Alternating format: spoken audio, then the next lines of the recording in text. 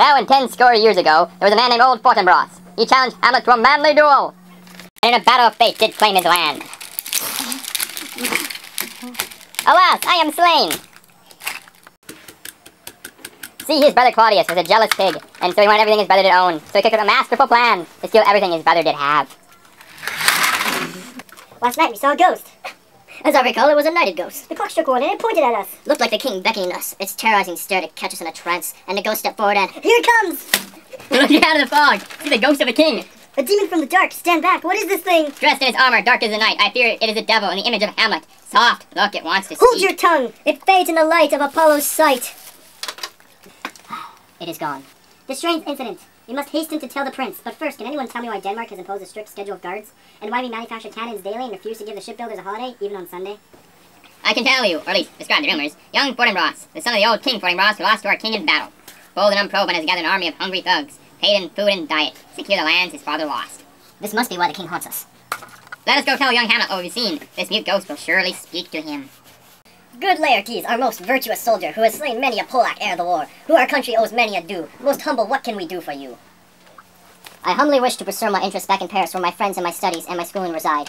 I see I've worked real hard for you, being the king and all, but I've got to head out, so I thought I'd stop by and ask for your leave. See, my father already gave me his permission, so is it cool with you? All right. But now, my cousin Hamlet and my son, a little more than kin, a little less than kind. How is it that the clouds still hang on you? Not so, my lord. I am so much in the sun. If the truth of your heart does your face reveal, cast up thy nighted colors that the mirth of your lips does conceal. He's been dead for a month, stop mourning, for this is how God meant. All that lives must die, passing through nature to eternity, it is normal. Aye, ma'am, it is common. So why does it seem so strange to you? Seems, madam? Nay, it is. I know not seems. 'Tis not alone my inky cloak, good mother, nor customary suit of solemn black, nor windy separation of forced breath. No, nor the fruit river in the eye, nor the dejected behavior of the visage. Together with all forms, models, shape of grief, that can denote me truly these indeed. For they are actions that might play, but I have within which passage shown tests but the tramping and suits of woe. Please do stay, we need to hear it. You can't leave, my dear. Fine, I'll stay. I'll obey you as best I can. Depression. That this too sullied flesh would melt, thaw and resolve itself into a dew, or that the everlasting had not fixed it.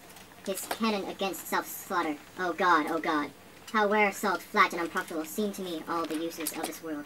Fight on it. Ah, fight. 'Tis an unwelded garden that grows to seed. Think rakes and gross in nature? Possess it merely, that it should come to this. But 2 months dead, nay, not so much, not 2. So excellent a king that was to this. High Persian to a satire, so loving to my mother, that he might not be between the winds of heaven, visit her face too roughly, heaven and earth. Why must I remember? Why she would hang on him? As if increase of appetite had grown, by what it fed on, and yet, within a month, let me not think of it. Frailty, thy name is woman.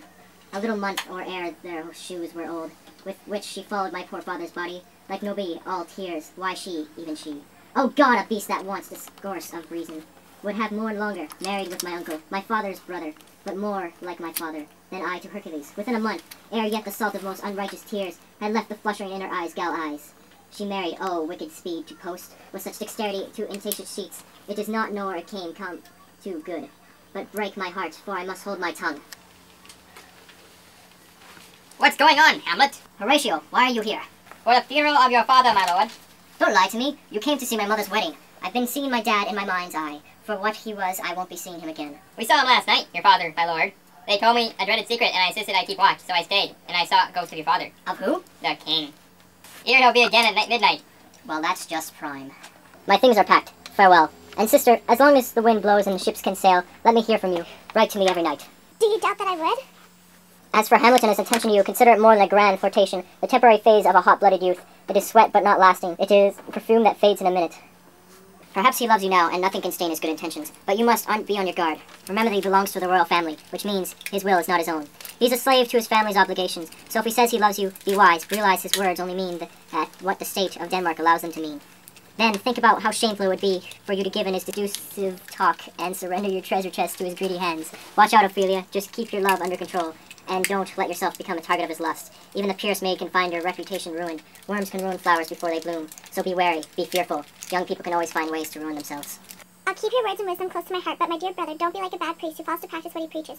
Show me the steep and narrow way to heaven while you frolic on the primrose path of sin. Do not worry about me. You're still here? Shame on you. Get on board. The wind is feeling your ship sail, and they're waiting for you. Here, I give you my blessing. Again. And just try to remember a few rules of life. Don't say what you're thinking, and don't be too quick to act on what you think. Be friendly to people, but don't overdo it. Don't be quick to pick a fight, but once you're in one, hold your own. Listen to many people, but talk to few. Hear everyone's opinion, but reserve your judgment. Spend all you can afford on clothes, but that make sure they're quality, not flashy, since clothes make the man, which is doubly true in France. And above all, be true to yourself. Then you won't be false to anyone else. Goodbye, son. I humbly say goodbye to you, father. Now go. The time is right. Goodbye, Ophelia. Remember well what I have told you. It's locked away in my memory, and you alone have the key. Farewell. What did he tell you, Ophelia? Something about Hamlet. A good thing he did, by God. I heard Hamlet's been spending a lot of time alone with you recently, and you've made yourself quite available to him. If things are the way people tell they are, then I have to say, you're not conducting yourself with the self-restraint of a daughter of mine should show. What's going on between you two? Tell me the truth. He's offered me a lot of affection lately. Affection? That's nothing. You're talking like some innocent girl who doesn't understand the ways of the world. Do you believe his offers, as you can call them?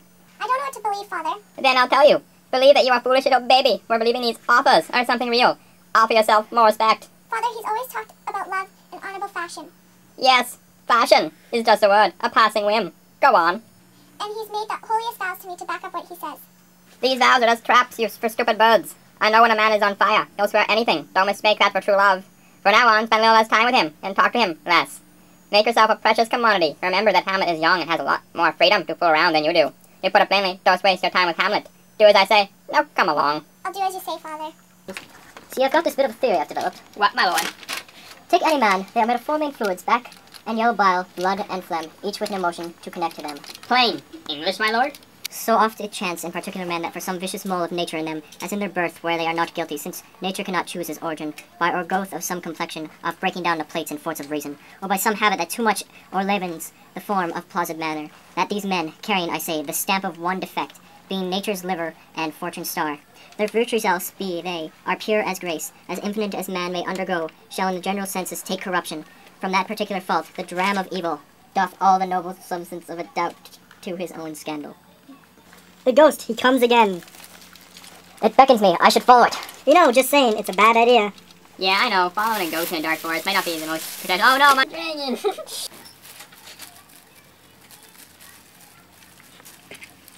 Ass, my true form. Where are you leading me? Speak, I go no farther. Listen! I will. The hour has almost come when I must return to my voluptuous and tormenting flames. Poor thing. Do not pity me, just lend your careful hearing to what I shall reveal.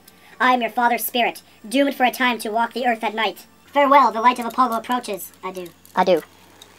Remember me! All, oh you host of heaven, oh earth, what else? I couple hell? Oh fight, hold my heart. And you, my sinew, grow not instant old, but bear me stiffly up. Remember thee, I, thou poor ghost, while memory holds a seat in this distracted globe, remember thee? Yea, from the table of my memory, I'll wipe away all trivial fond records, all saws of books, all forms, all pressure past, that youth and observation copied there. And thy commandment all alone shall live within the book and volume of my brain, unmixed with baser matter. Yes, by heaven, O most precious woman, O villain, villain, smiling damned villain, my table, meet it, is I set it down, that one may smile and be a villain. At least I am sure it may not be so in Denmark. So, uncle, there you are, now to my word. It is adieu, adieu, remember me, I have sworn. I just spoke to my father. What did he tell you, my lord? I cannot say. How can we believe you then? You just have to trust me. I need you to swear something for me, my lord. You must swear on your honor to never speak to any one individual of the events of this night ever again. Are we clear? We shall swear it. You must seal the pact with the most holy of all oaths. You don't mean a piggy swear.